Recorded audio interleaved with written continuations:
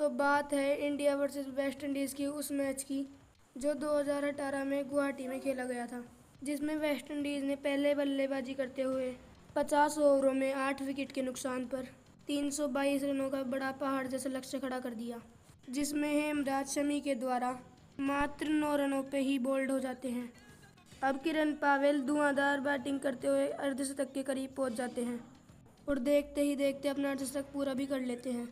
लेकिन अब खलील की बॉलिंग ने उन्हें ज़्यादा देर टिकने नहीं दिया। अब सैम होल्स आते हैं जो गोल्डन डक पे ही आउट हो जाते हैं। उसके बाद बैटिंग करने के लिए आते हैं सिमरन हेटमायर और आते ही अपना जश्न दिखाने लग जाते हैं। इसी के साथ वेस्ट इंडीज़ का स्कोर 100 के पार हो जाता है। इसी के साथ शाही होप MS धोनी के द्वारा कैच आउट हो जाते हैं। अब बैटिंग के लिए आते हैं रोवेमैन पोवेल। अब दोनों बल्लेबाज स्कोर को धीरे धीरे आगे बढ़ाते हैं और देखते ही देखते हेटमायर की 50 भी पूरी हो जाती है। अब स्कोर 4 विकेट पर 150 के पार हो जाता है। अब हेटमायर अपने स्कोर को आगे बढ़ाने के लिए एक ज़बरदस्त 6 मारते हैं। देखते ही देखते पोवेल भी जडेजा के द्वारा बोल्ड हो जाते हैं।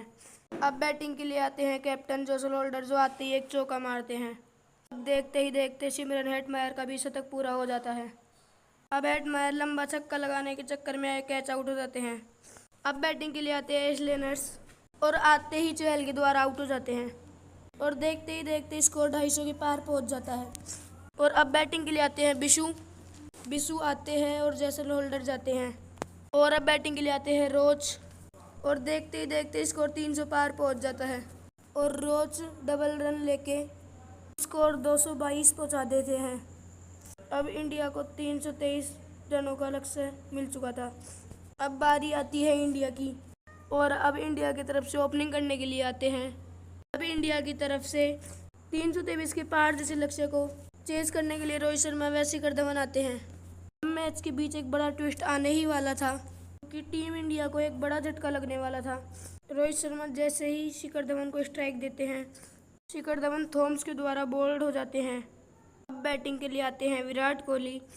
अब रोहित और विराट दोनों रन बनाने के लिए जुट गए हैं। अब विराट चौकों छक्कों की बारिश करने लग जाते हैं। देखते ही देखते टीम इंडिया का स्कोर 50 के पार हो जाता है 1 विकेट के नुकसान पर और विराट एक चौका मारकर अपना अर्धशतक पूरा करते हैं। अब विराट ने रोहित को स्ट्राइक दी और रोहित ने स्ट्राइक लेते ही एक चौका मार दिया। अब टीम इंडिया का स्कोर 100 के पार हो चुका था। अब रोहित छक्कों और चौकों की बारिश करने लग जाते हैं और अपने अर्धशतक के करीब पहुंच जाते हैं और सिंगल के साथ अपना अर्धशतक पूरा भी कर लेते हैं। अब दोनों बल्लेबाज अपने स्कोर को आगे बढ़ाते हैं और देखते ही देखते विराट भी अपने शतक के करीब पहुंच जाते हैं और चौके के साथ अपना शतक भी पूरा कर लेते हैं।